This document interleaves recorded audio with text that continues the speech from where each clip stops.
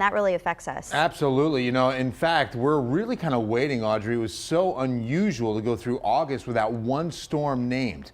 And then we have Danielle, which is of no threat to land. Yeah. So we're still thinking September could get very active. So it usually is the next couple of weeks that historically you see a lot of tropical activity. We'll be keeping a close eye because now that we don't have any Saharan dust, La Nina is still keeping things pretty buoyant in the Atlantic and Caribbean.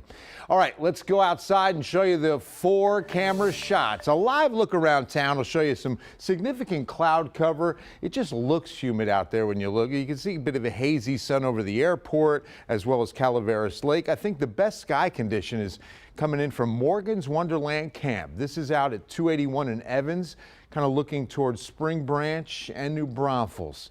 All right, temperature-wise, we're at 92, but it only feels like 93. We've been blessed with a nice little drop in dew point, down to 64. That's one of the effects there, because when it's hovering around 70 is when you get it feels like closer to 100.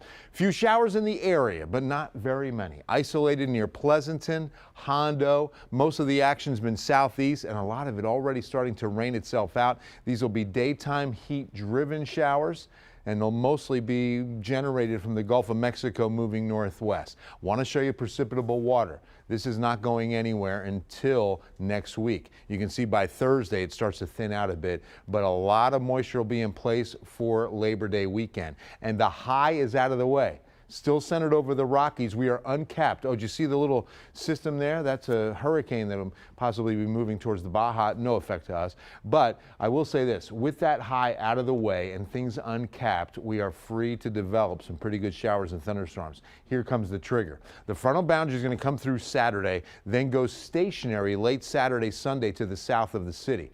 This is why the models are favoring most of the heaviest rain and highest rainfall totals will be south of San Antonio.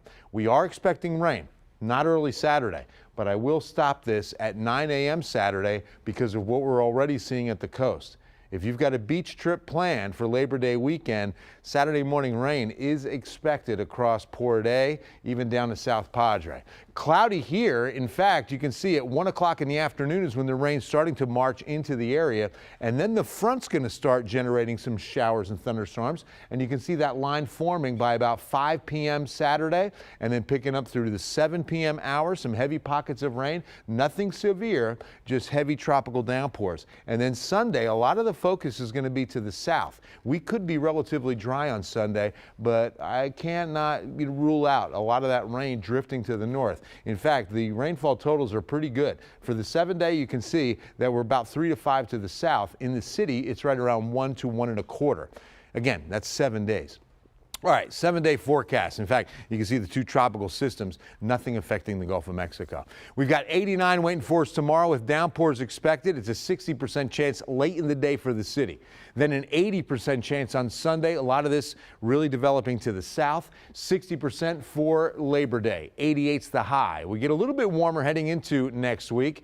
A shortened work week will start with a 50-50 chance of rain. 30% chances Wednesday, Thursday, Friday. Want to get away? It's Labor Day weekend and rain chances every single day in every single direction. So just make sure the umbrella is packed on the trip. How are things looking on the roads? Alana Sarabia! I know everybody will still enjoy their vacation.